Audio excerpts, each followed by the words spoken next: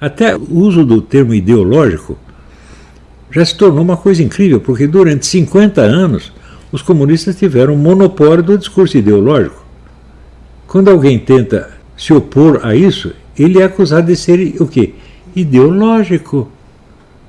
E a chamada direita aceita isso. O seu Bolsonaro aceita isso. O seu Bolsonaro tirou do governo os elementos que foram considerados ideológicos. E sobraram o quê?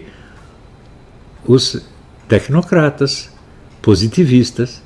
Ou seja, na mentalidade do seu Bolsonaro, só a esquerda tem direito a uma ideologia. A direita não tem. Isto o Bolsonaro, você imagina os outros. Agora, tudo isso, essa não é uma loucura política, não é uma loucura ideológica. Essa loucura está fundamentada na total destruição do senso lógico que vem numa ciência de 3 ou 4 séculos. Isso, nós não podemos aceitar essa brincadeira mais. Nós temos que, vamos dizer, exigir dos que se dizem representantes da ciência que eles nos mostrem que tem algum controle intelectual do que é ciência.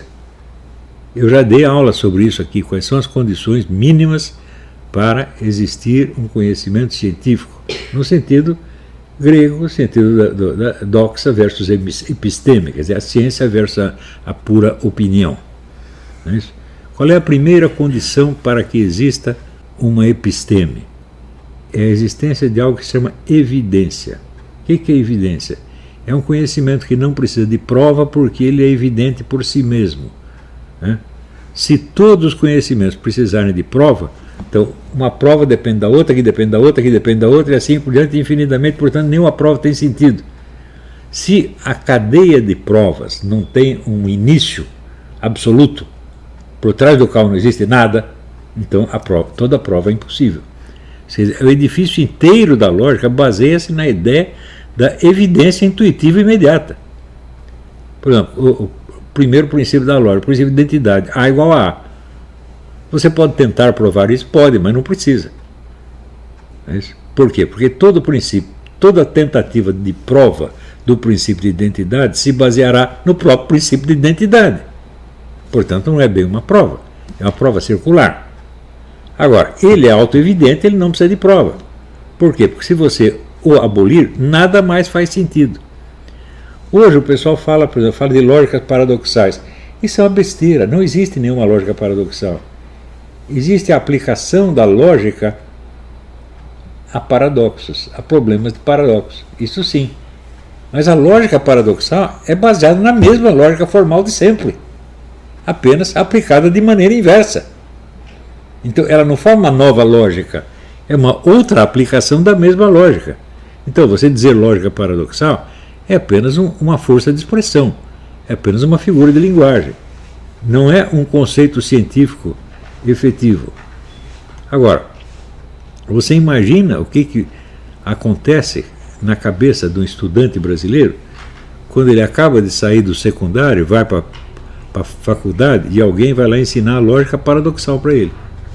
Você destrói a cabeça do sujeito, porque ele vai acreditar que existe realmente a lógica paradoxal, ou seja, que um sistema lógico pode se basear na ideia de que A é igual a A ou de que A é diferente de A.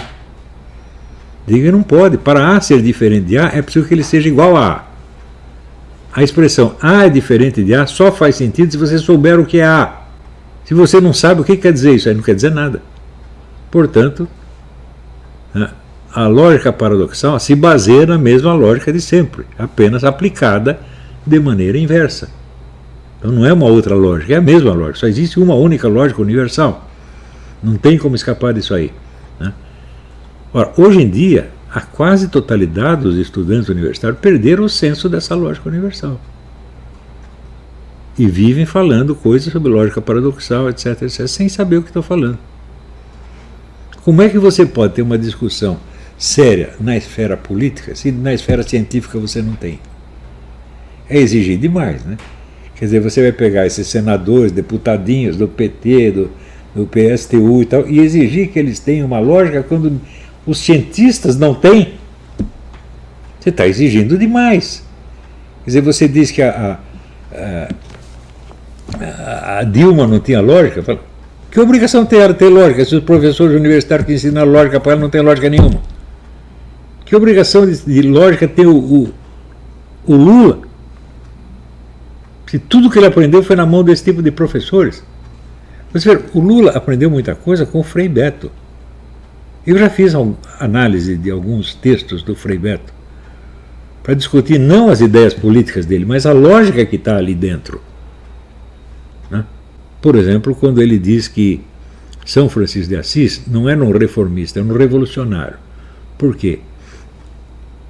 Ele era tão contra a classe dominante que ele beijava os leprosos. Ou seja, ele está identificando o leproso com o pobre. Como se a lepra escolhesse as suas vítimas por classe social. Como se não existissem reis leprosos. Tem um rei de Jerusalém que é leproso. Ou seja, o que uma coisa tem a ver com a outra? Ele está usando assim uma figura de linguagem. Quer dizer, a lepra é uma coisa muito ruim, a pobreza é uma coisa muito ruim, portanto são a mesma coisa. Isso é lógica, gente. É? Isso é lógica. Olha, um tatu bola entende mais de lógica do que o Frei Beto, porra. É? Quando nós fomos receber o René Girard na faculdade da cidade, estava, né, eu, o Frei Beto e mais não sei quem. E o Frei Beto dizia o seguinte: o capitalismo mata 100 mil pessoas por dia. Eu digo, mas não nasce 100 mil pessoas por dia, porra.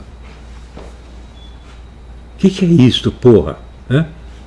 Posso discutir com um cara desse? Não posso. Porque ele não tem condição de discutir nada. Mas ele está falando com um público de gente que é ainda mais burra do que ele. Então, a intelectualidade brasileira inteira dos últimos 50 anos é assim. Toda ela. Eu outro dia vi uma conferência de uma senhora professora da USP a respeito do livro do André Gide, Moedeiros Falsos. Né? Foi, assim, a análise mais idiota que eu vi na minha vida. Eu li os Moedeiros Falsos, eu li 40 anos atrás. Mas o que eu me lembro vagamente do Moedeiro Falso é mais esclarecedor do que tudo que ela disse. Também já expliquei para vocês o que acontece, por exemplo, com a crítica literária do seu Antônio Cândido, que é tido como um gênio. Ora, o Antônio Cândido, quando ele faz a análise do Graciliano Ramos, ele não é capaz de distinguir entre o autor e o personagem. As características que ele vê no personagem, ele acha que estão no autor. Quer dizer, isso é um erro tão elementar. Quer dizer, você está confundindo a ficção com a realidade, porque se o personagem está dentro do romance, ele é uma criatura de ficção. Mas para criar uma criatura de ficção, precisa de um escritor de verdade, quer dizer, um escritor de carne e osso. É muito difícil entender isso. Depois, quando ele vai analisar o livro do Zé Geraldo Vieira, né, A 40ª Porta, nesse livro tem várias pessoas que são almas cristãs, pessoas de elevadíssima qualidade moral. E o Antônio Cândido acredita que essas almas não existem. Né? Ou seja, Antônio Cândido é o topo da moralidade humana. Tudo que está para cima dele não existe, é invencionice. Então você pega, sei lá, São Francisco de Assis, ele não era tão bom quanto Antônio Cândido, ele deve ser um personagem imaginário. Quer dizer, é claro que esse sujeito não está habilitado a escrever dos assuntos que ele está escrevendo. E olha, o Antônio Cândido não é dessa geração, ele é de 50 anos atrás. E 50 anos atrás as coisas não estavam tão ruins assim. Mas